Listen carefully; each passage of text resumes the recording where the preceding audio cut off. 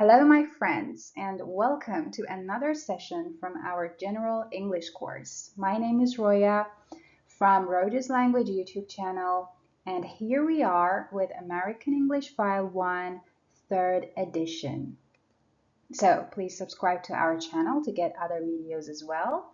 And today we are going to work on Unit 1 PE. PE stands for Practical English. Let's not waste time and see what this unit is about. So as I told you, PE stands for Practical English.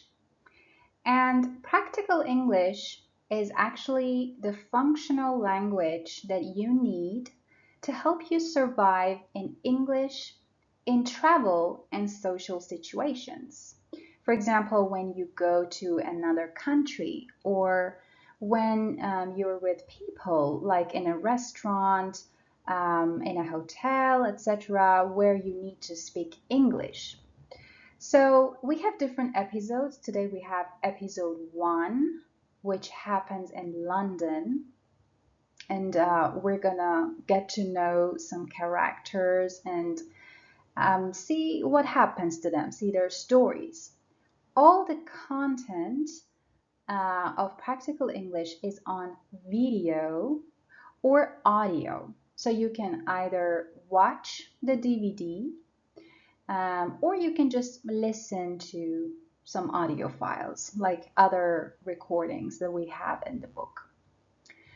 Okay, so this Practical English episode has two main parts. We have vocabulary that is related to a hotel, so the things we have in a hotel. And then after that, we will go for language function. So as I told you, the phrases and what you need to learn about checking in to a hotel. So now let's look at a storyline. We have two characters, Rob Walker and Jenny Zielinski. Rob Walker is a British journalist who works for a magazine called London 24/7. So he's a British journalist. That means he's from Britain. So you must expect that he has a British accent. So a magazine is a type of thin book with large pages and a cover that contains articles and photographs and is published every week or month. So Rob actually works in an office that designs or produces the magazine. And the title of this magazine is London 24/7. And he's a journalist. So what does a journalist do? A journalist writes stories, writes news stories for the magazine. And Jenny Zielinski is American. She works in the New York office of the same magazine. So that means they both work for the same office, but Jenny is in New York and Rob is in London. Right now, Jenny is on a work trip to London. So now they're both in London. Jenny arrives in the UK and checks into a hotel. We have another new word here, check into a hotel. Check into or checking in is the process of registering guests when they arrive at a hotel. So that means you arrive and then you give your passport to the receptionist.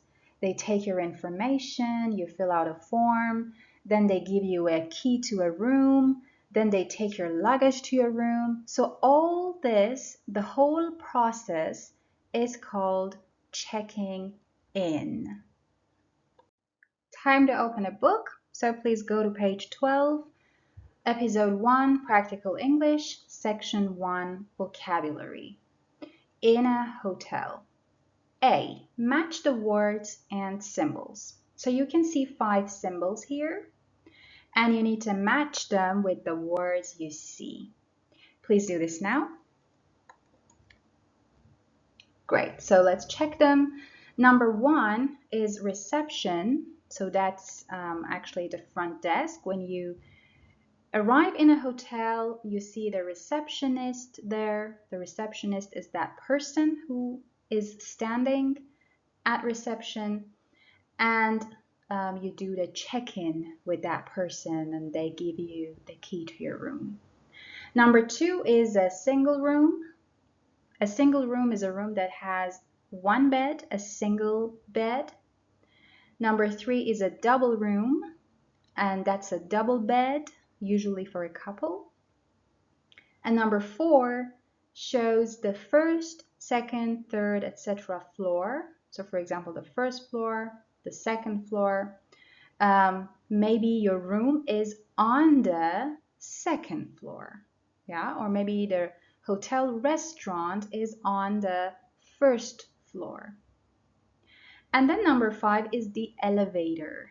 The elevator is a box that you get in and it takes you up and down inside a building.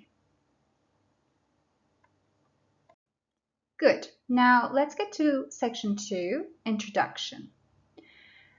I already told you the meaning of a magazine, but we will have another word here, an assistant.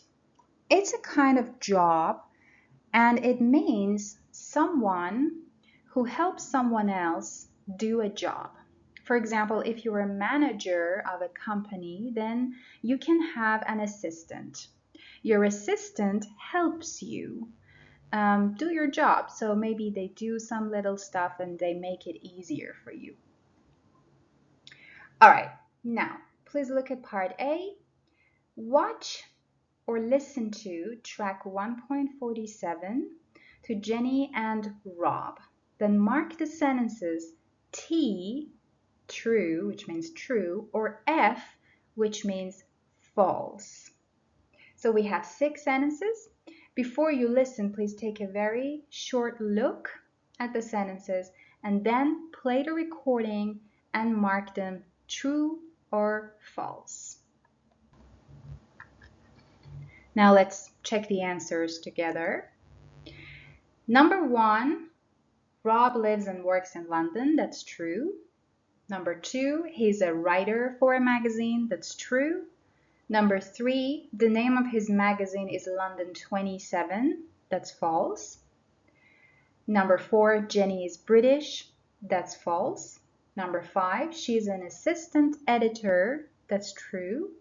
And number 6, it's her second time in the UK. That's false.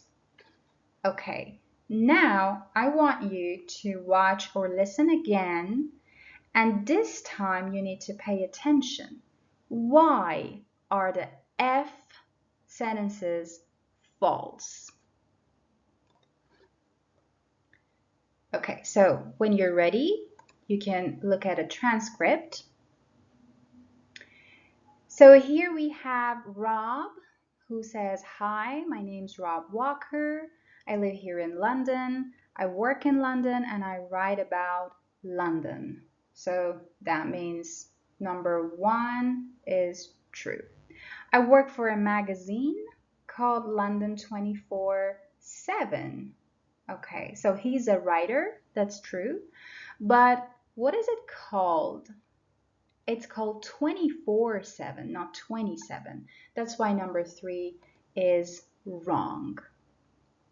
I write about life in London, the people, the theater, the restaurants. It's fun. I love London. It's a great city. Now, Jenny, hi, my name's Jenny Zelinsky. I'm from New York. So number 4 would be false because she's from New York, so that means she's American, not British. The number 1 city in the world. The number 1 city, that means it's the best city in different areas in the world. I'm the assistant editor of a magazine. So that makes number 5 true. New York 24/7. I'm the new assistant editor. So that means she's not the editor, actually. She's the assistant of the editor. And she's a new assistant. That means she recently became the editor's assistant. But this week I'm on a business trip to London. Business trip means a work trip. This is my first time in the UK. So number 6 is false because number 6 says it's her second time, but it's actually her first time in the UK. It's very exciting. Nice. Now we can get to section 3, checking in.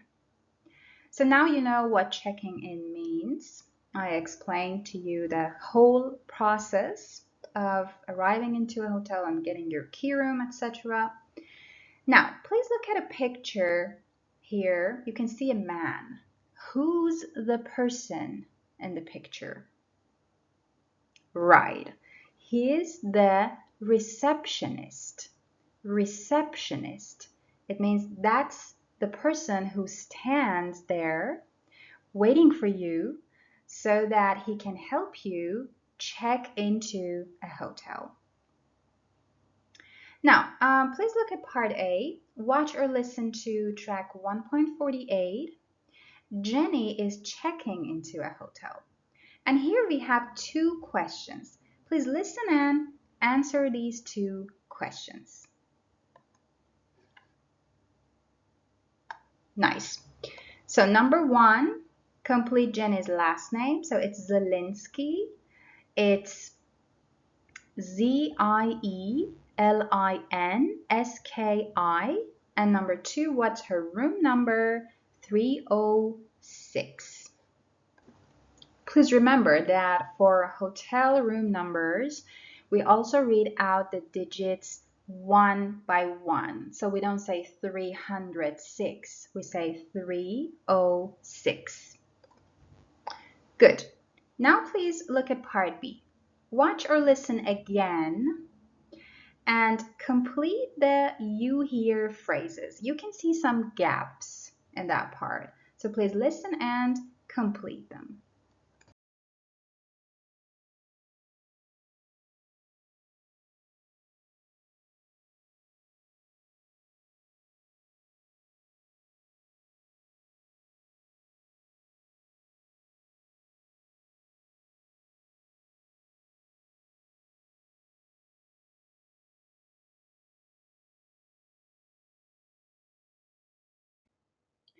Please move on to page 13. Look at part C. Watch or listen to track 1.49 and repeat the you say phrases. Remember, you need to copy the rhythm and say the sentences exactly as you hear them. After each sentence, you will have a pause, and that's time for you to repeat what you heard. Nice. So now let's role play the conversation. First, I will be the receptionist and you will be Jenny Zielinski. So I will wait for you to answer me. Let's start. Good evening, madam. Can you spell that, please? For 5 nights. Can I have your passport, please? Thank you. Can you sign here, please? Thank you. Here's your key. It's room 306 on the 3rd floor. The lift is over there. Yes, enjoy your stay, Miss Zielinski. Good. Now I will play Jenny's role and you will be the receptionist. Please start. Hello, I have a reservation. My name's Jennifer Zielinski. Zielinski. Yes, that's right. Just a second. Here you are.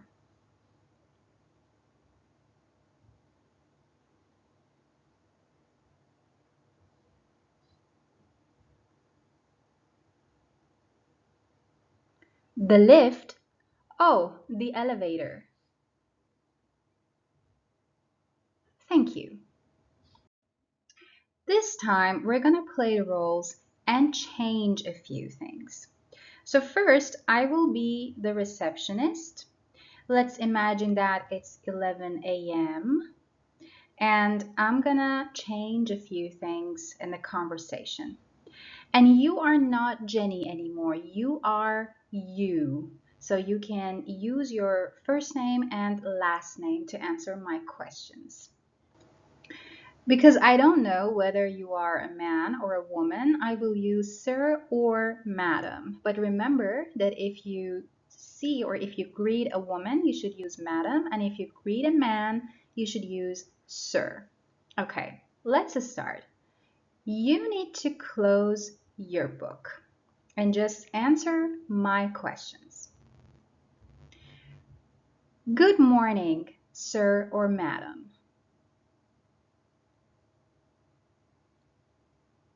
Can you spell that, please?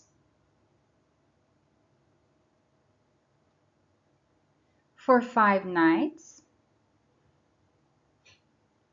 Can I have your passport, please? Thank you. Can you sign here, please? Thank you. Here's your key. It's room 207 on the 2nd floor. The lift is over there. Yes, enjoy your stay. In part G, we have another information box. So please look at it. We have 2 phrases, can you and can I have.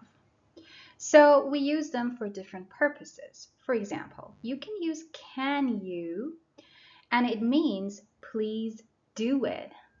For example, can you spell that? It means please spell that. Or can you sign here? That means please sign here. Or can I have? That means please give me. Can I have my passport? Can I have my key, etc.? Can I have my key, please? That means please give me my key. Can I have your passport, please? That's what the reception says. That means please give me your passport. Remember that it's not common to say, can you give me? Yeah, we don't usually say that. We say, can I have? It's also more polite. Now, the answer to this question, like, can I have your passport, please, would be, here you are. Let's do some practice now. Look at part H. You're in a hotel. I'm the receptionist, and you want to ask me to give you these things. For example, your key, your passport, a map of London, or a pen. So for each of them, please use can you or can I have and make the requests.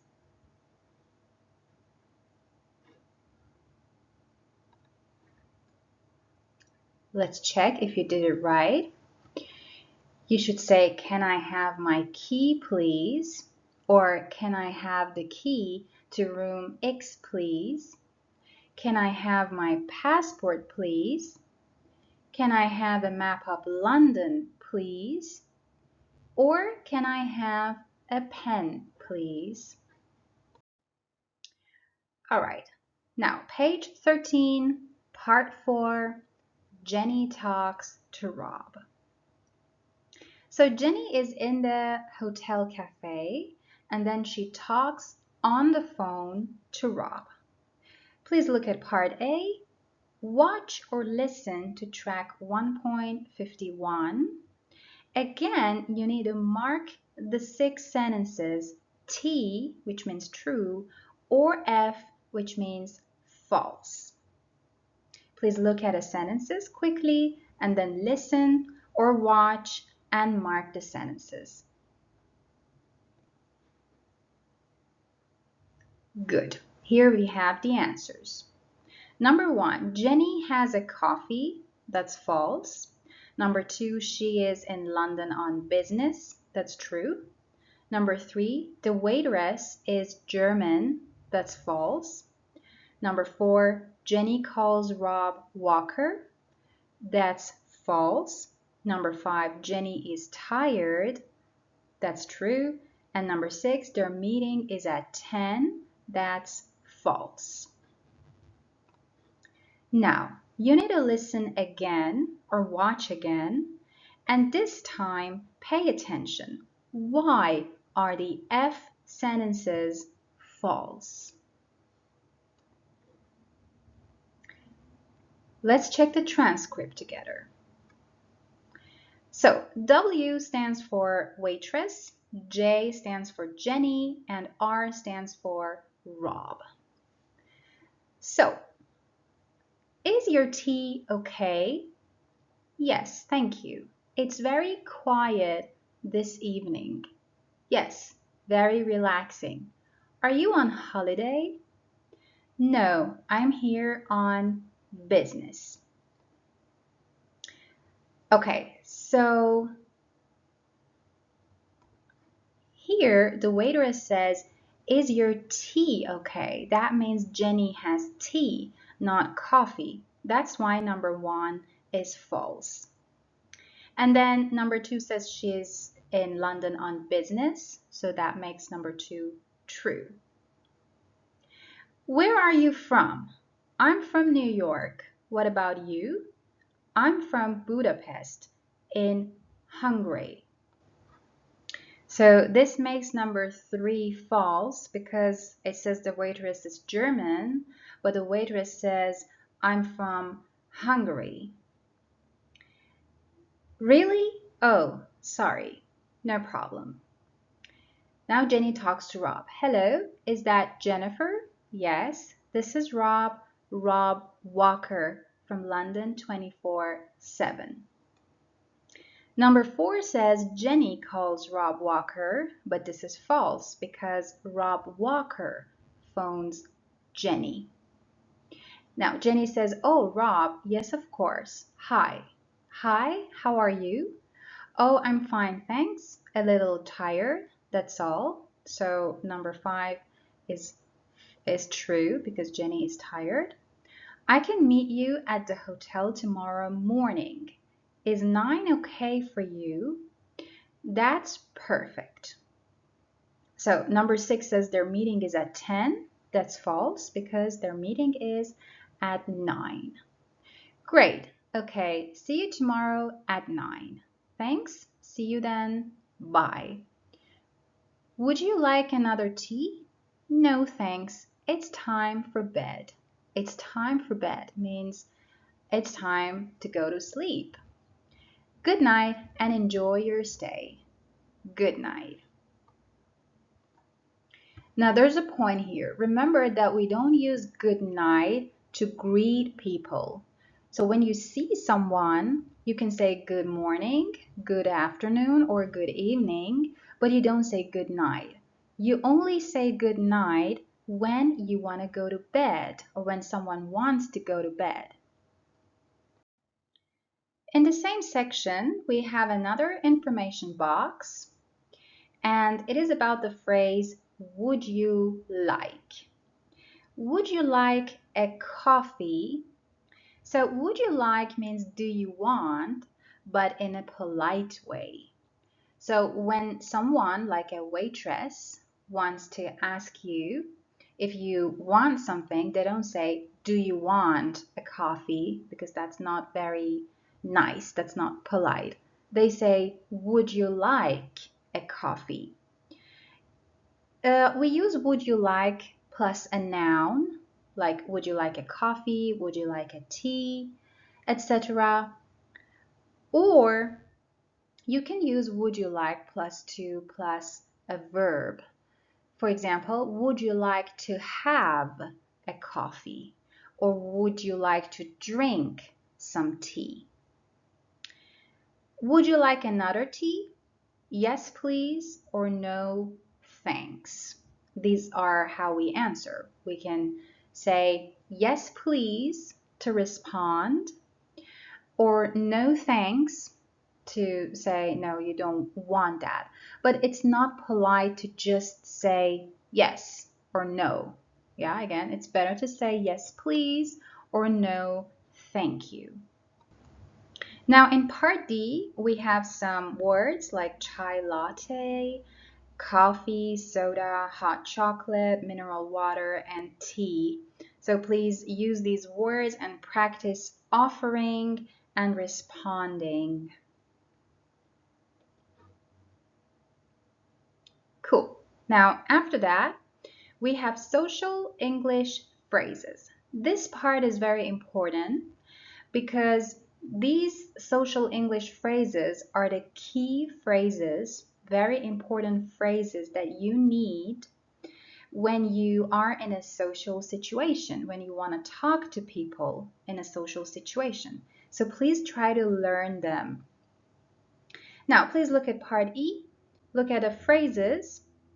Who says them? Jenny, Rob, or the waitress? So if you can see some boxes next to the social English phrases.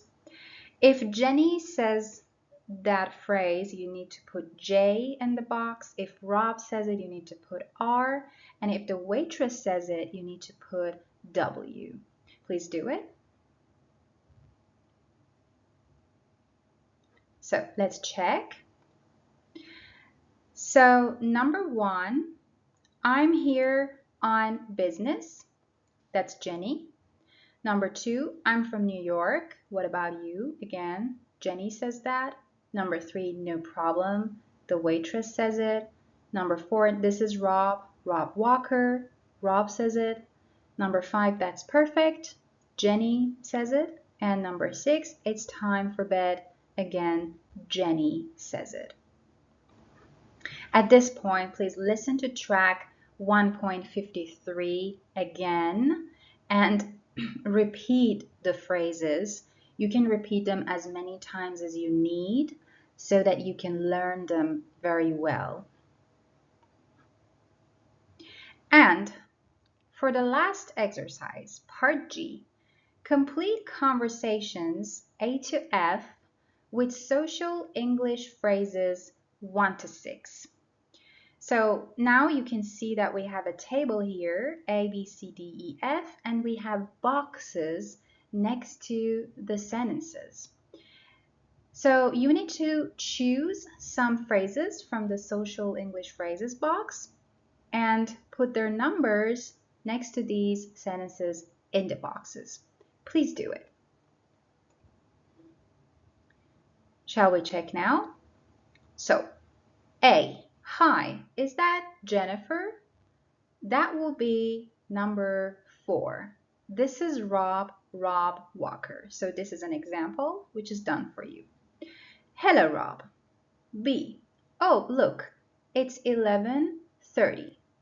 So here you need to put number 6. It's time for bed. Good night. C. Hi, are you here on vacation? No. Here you need to put number 1. I'm here on business. D. For D, you need to put number 2. I'm from New York. What about you? I'm from London. E. Can I have a coffee, please? Sure. Then we need number 3. No problem. And F. Here's your coffee. Milk and sugar are on the table. Thanks. And number 5. That's perfect. Now finally, we have a can you checklist which asks you if you can do these things after this episode of Practical English. So for example, Can you check into a hotel and spell your name? If you can't do it, you can put a check next to this. Can you ask somebody to do something or to give you something? If you can do this, you can put a check. And can you offer somebody a drink and accept or refuse? Again, you can put a check if you think you can do this. And if you think that you still need to learn them, that you need more practice, you can go back to this lesson, to the related part, listen to that part and do more practice until you can make it. Finally, another lesson has been completed. Thanks for learning with us. Please tell me your opinions in the comments and also join our Telegram channel for more exercises. I hope you have a great day and I will see you soon with the next unit of American English File 1.